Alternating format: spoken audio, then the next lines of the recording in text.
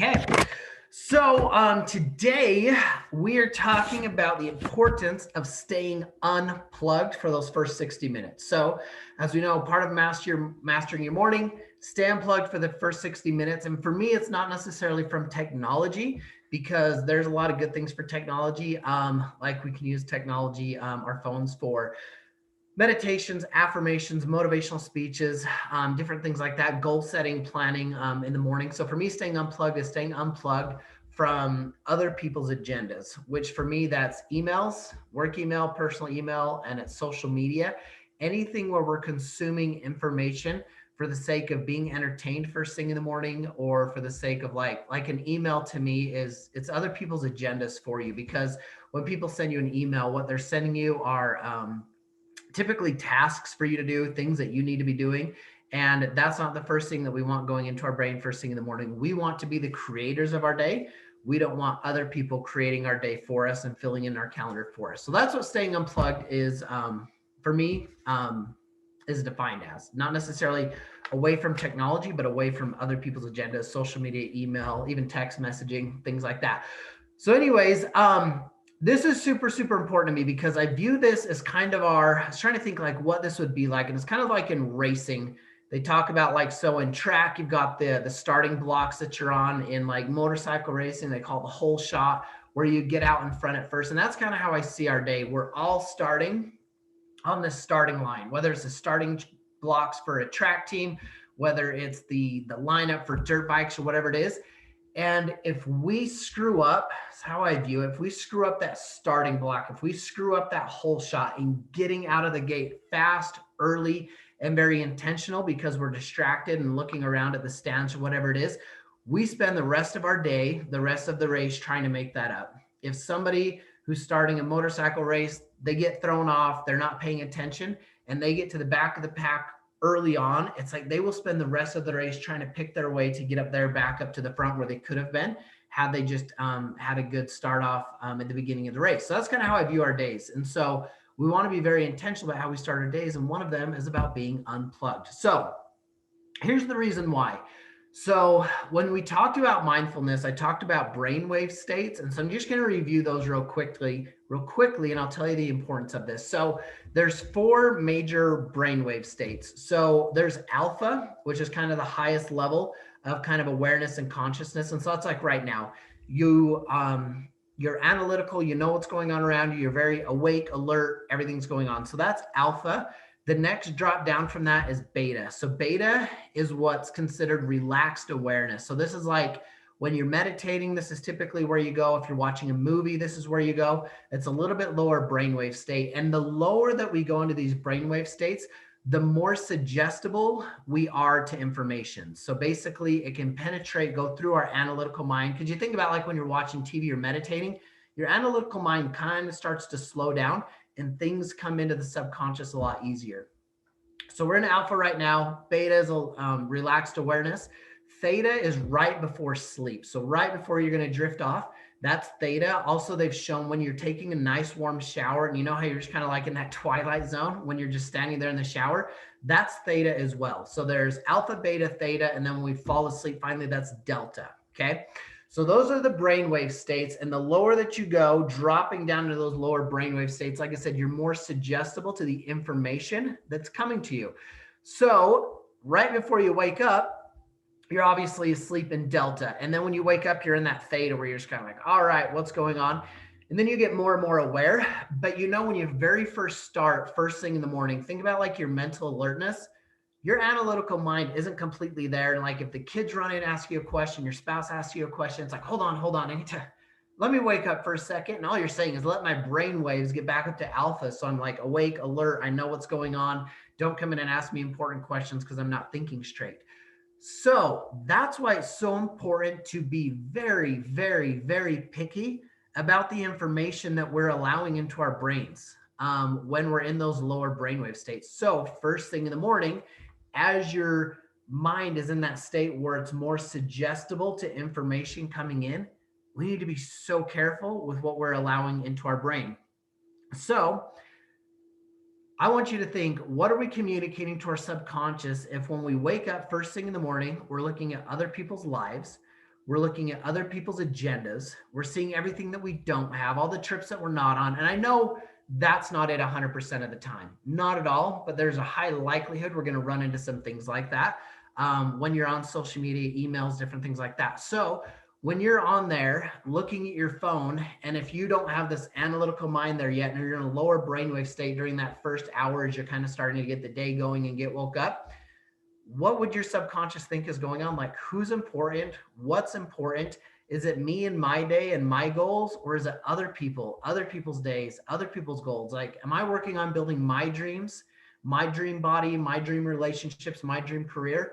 Or am I worried about other people's? Because this is so, so important, because that's the messaging we're sending into our subconscious. One of the best ways I heard this explained is it's kind of like the captain and the crew. So the captain is our consciousness. That's like what's dictating what's going on as we like think, we make decisions, whatever it is. And the crew is a subconscious, and they're the ones that steer the ship. The captain's up there barking orders. The crew is the one that actually steers the ship. So when the captain picks up the phone, starts looking at other people's agendas, other people's lives, we maybe have a little bit of fear of missing out. We're like, oh, why am I not there? And we're feeling a little bit behind. How is the crew going to interpret that? That other people's lives are more important than ours, and they're going to start steering the ship that way. And it's amazing how far off course social media, texts, emails can pull us if that's what we're doing first thing in the morning, because those are the messages that we're sending down to the crew. So that's the biggest reason that we need to be very, very picky about what we look at first thing in the morning. And I hope that you've started to notice a difference if you did have the habit of getting on social media, getting on email first thing in the morning. I hope you've noticed a difference of how your days go when you're not getting on there. I hope you notice that, like, wow, I'm way more intentional about my day. I'm planning out my day. I'm taking control of my day. And you'll be amazed if you haven't noticed it yet. You will start to notice how your days go so much better. For myself personally, I notice I'm not as anxious. I'm not as overwhelmed. I'm not as if depression or overwhelm creeps in. Happens so much less likely when I'm staying off of social media, planning out my day. And it's not just social media, it's any information, TV, news, stuff like that. Like, just be so, so picky with what's going into your mind. So one of the best analogies that I heard of how our subconscious works is it's like a 5-year-old with superpowers. So basically like a superhero with superpowers that's a 5-year-old. So imagine you have a 5-year-old and you wake this 5-year-old up in the morning and you start shoving in its face like, hey, so my little boy, his name's Cade, 6 years old, so close enough. Let's say Cade's my subconscious, and I'm like, hey, look at what so-and-so is doing. They're going to Disneyland. Hey, look at the kind of house they have. Hey, look at the cool, not house, but look at the toys they have. Look at this, look at that, look at the other. What's he going to think? He's going to think, oh my gosh, like, I need to, like, he will start to obsess and worry about their lives more than he will ours, but he has superpowers to make whatever he wants happen. And so he uses his superpowers to obsess over their lives, chasing their lives, trying to be more like them. He's not going to feel very happy at all. Not happy in the least bit.